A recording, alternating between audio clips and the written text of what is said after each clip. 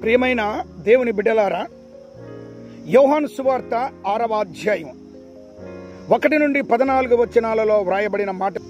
అక్కడ అధికమైన జన సమూహము దేవుని వద్దకు వచ్చి ఉన్నారు, యేసు ప్రభుల వద్దకు.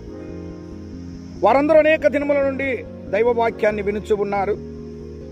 వారందరికీ ఆకలితో ఉన్నట్లు వారి ఆకలిని తీర్చుటకు ఆయన ఏమి చేయనే ఉండనో ఎరిగి ఉండి అక్కడ ఉన్నటువంటి ఫిలిప్పును అడిగాడు, ఫిలిప్పు, వీరికి ఆహారము కావాలని కదా అని. అది అడవి ప్రాంతం, కొనాలన్నా దూర ప్రాంతం వెళ్ళాలి, డబ్బులు కూడా అధికంగా కావాలి. ఇటువంటి పరిస్థితులలో యేసు ప్రభుల వారు ఇక్కడ ఉన్న ఎవరి వద్దనైనను ఏమైనా ఉన్నదా అని అడిగారు.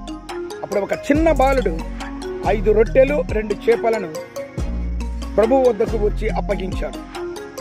యేసు ప్రభుల వారు ఆ 5 రొట్టెలు 2 చేపలను తీసుకొని ఆకాశం వైపు కన్నులెత్తి తండ్రి అయిన దేవుని ప్రార్థించి వారందరినీ వరుసలో కూర్చుండబెట్టి వారికి వడ్డించమని చెప్పారు. ఇష్టమైనంత వరకు చేపలను వారికి వేయమని చెప్పాడు.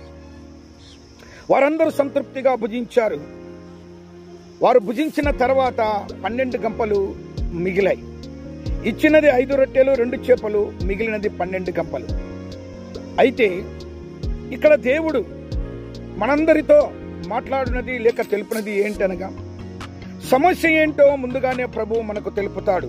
మన జీవితాలలో వచ్చే వాటిని బట్టి ఆ సమస్యకు పరిష్కారం కూడా ఆయనే చూపిస్తాడు. చివరికి ఆ సమస్యను పరిష్కారం కూడా ఆయనే చేస్తాడు. దేవుని నామమునకు మహిమ కలుగును గాక. ఇక్కడ అధిక జనాభా ఉంది, వీరికి ఆహారం అనేటువంటి ఒక సమస్య ఉంది అని ఫిలిప్పు చెప్పాడు.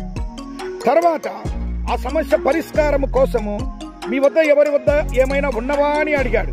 చిన్న పిల్లవాని దగ్గర ఉన్నవి తెచ్చి ఇచ్చారు. తర్వాత వాడిని ఆశీర్వదించి ఆ సమస్య పరిష్కారంగా వారి ఆకలిని తీర్చాడు. ఇది ప్రభువు మన జీవితాలలో చేసే గొప్ప అద్భుతం, ఆశ్చర్యం. అనగా ఆయనను నమ్మిన ఎడల, ఆయనను విశ్వసించిన ఎడల, ఆయనను వెంబడించిన ఎడల సమస్యలు వచ్చిన సమయంలో హెచ్చరిస్తాడు, సమస్యకు పరిష్కారము చూపిస్తాడు, సమస్యను పరిష్కరిస్తాడు. అటువంటి గొప్ప దేవుని కలిగిన మన జీవితాలు ధన్యకరము.